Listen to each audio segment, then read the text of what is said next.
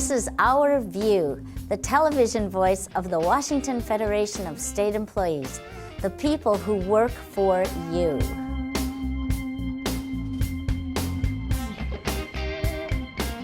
The Chicago Regional National Labor Relations Board ruled that football players at Northwestern University have the right to form a union and are employees of the university.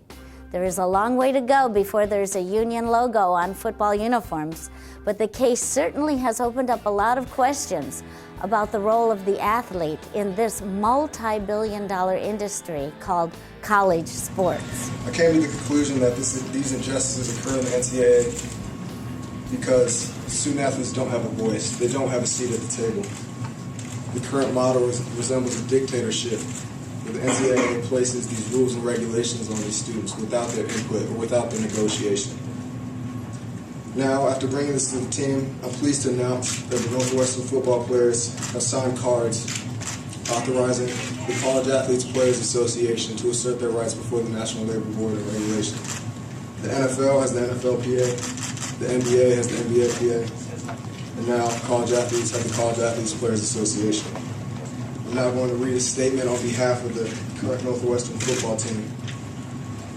We, Northwestern football players, are grateful for our opportunity to play football for a prestigious university and athletic program. However, just as others who compete in multi-billion-dollar industries have done, we must secure and maintain comprehensive protections by asserting the rights afforded to us under labor laws. We are not taking these measures out of any mistreatment from Northwestern. However, we recognize that we need to eliminate unjust NCAA rules that create physical, academic, and financial hardships for college athletes across the nation. This fight may take a while, and we understand that many of us may have graduated before players receive protections. We realize, however, that to remain silent while players are denied justice is to be complicit in inflicting injustice on future generations of college athletes. In waging our struggle, we will comply with all existing rules of Northwestern, the Big Ten, and the NCAA. We have taken a pledge not to discuss this any further. We ask Northwestern University and NCAA representatives not to contact us in regards to this matter. Any questions should be directed to the College Athletes Players Association and our spokesman, Kane Coulter. Harborview Medical Center, operated by the University of Washington, has been less than responsive to the needs of its employees. So the employees are now discussing solutions with the actual owner of Harborview, King County government. The workers are finding the county council members are considering the workforce and patient service in their negotiations with the university on a new contract. We recognize that the University of Washington is a great university. Our members are proud that they play a role in making Harborview a great hospital. But that does not change the fact that the relationship between the university and labor, and I reference all union members at the U, not just members of my union, the relationship is broken and needs to be fixed. The Federation takes its relationship with Harborview, UW, King County very seriously. Unfortunately, that relationship is quite troubled. The Federation has more labor difficulties with the University of Washington than with any other of our employers.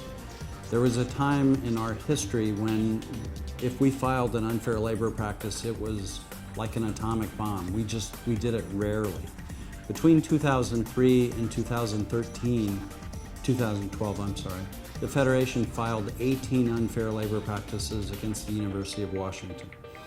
Among the unions here today and among all unions on campus, the UW is known as a litigious employer. To us, that in and of itself indicates there's a serious breakdown in the relationship between the parties. Surely the amount of time, staff salaries, and money spent on third-party venues could be put to more productive uses. We are pleased a number of the recommendations we made to you in our February 18th memorandum have been accomplished. Nevertheless, we still actively support our recommendations that 1, the Council continue to work on strengthening and reforming Harborview's governance structures. 2, promote fiscal transparency and accountability regarding Harborview as a component within the broader UW medicine system. And 3, limit the UW-Harborview's unilateral authority to oversee collective bargaining. We strongly support the aforementioned Council's introduced motion, which sets forth general principles to guide the executive in the negotiations of the next Harborview contract. The county has tremendous leverage in those negotiations. 25 to 40% of the UW's teaching programs for medical students are conducted at Harborview. It is questionable whether the UW could find the same trauma teaching elsewhere. I've worked at Harborview in the system for 44 years, and I've seen things change, and our concerns are that we want our patients to have good care and for the employees to feel good, and this is what is important for us, for our patients to get good care and be happy to come to Harborview. As we work through the international monetary crisis, we find the German economy felt this discomfort, but not nearly as much as the rest of the industrialized world. That's because the workers in Germany had an active hand in finding solutions. In the end, our government learned that you can't get out of this situation without the social partners.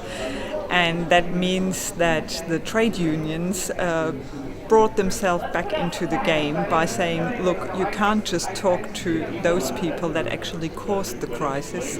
You have to talk to the people that have to deal with the crisis, namely the workers as well.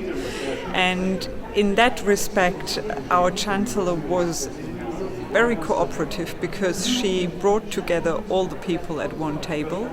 That means the trade unions, the employers, scientists, politicians and so on. And that gave us the chance to bring forward our ideas on how to solve or at least tackle the problem at some stage. When you look at what our suggestions were, together with actually the employer side, was that we don't want the people to lose their jobs. That was the main objective. And therefore we proposed several instruments. One being that we had this short-time labor.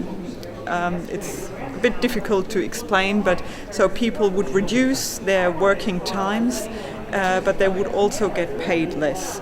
Then we wanted to use all these flexibility instruments we have, like work time accounts, so people actually emptied their accounts.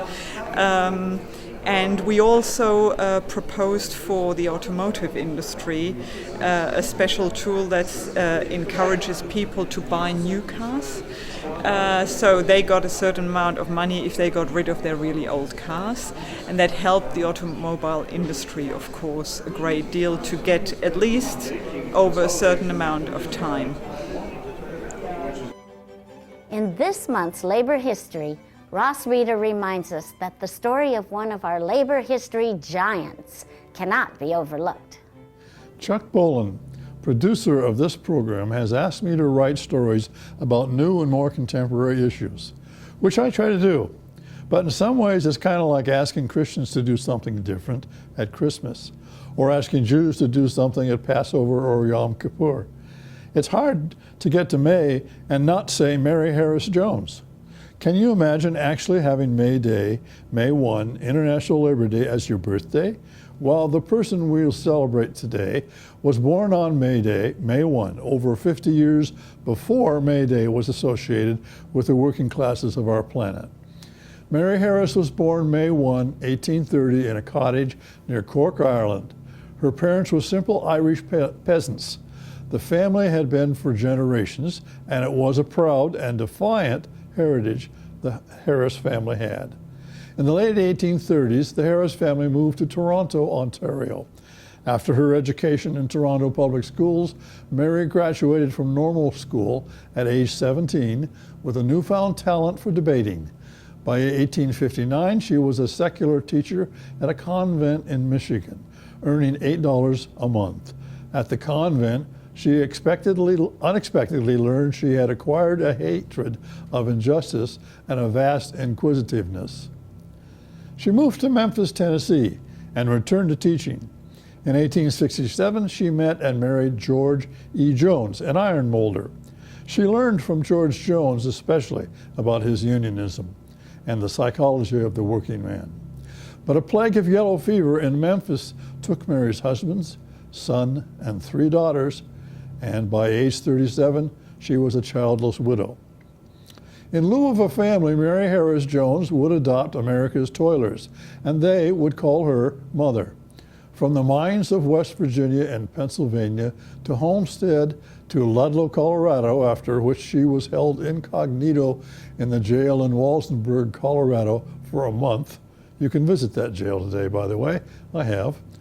Mother Jones was born 7 years before Queen Victoria ascended to the throne and less than 50 years after the end of the American Revolution.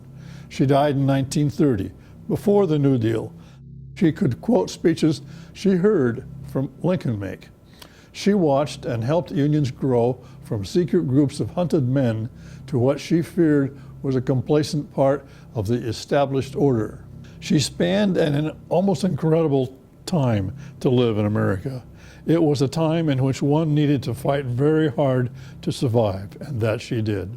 Mother Jones was a labor agitator. When a college professor once praised her as a great humanitarian, she corrected him, saying, "Get it right, I'm not a humanitarian, I'm a hellraiser."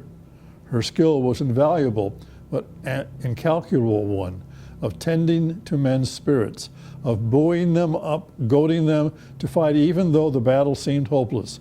As a vagabond agitator, she herself left little behind. She did leave behind the memory of a larger-than-life personage, Mother Jones, born on May Day. This has been Our View, brought to you by the people who work for you, the proud members of the Washington Federation of State Employees. We remind you, when you get a paycheck for your hard work, you don't give up your rights. And as Mother Jones reminds us, organize. Thank you for watching, and please join us again.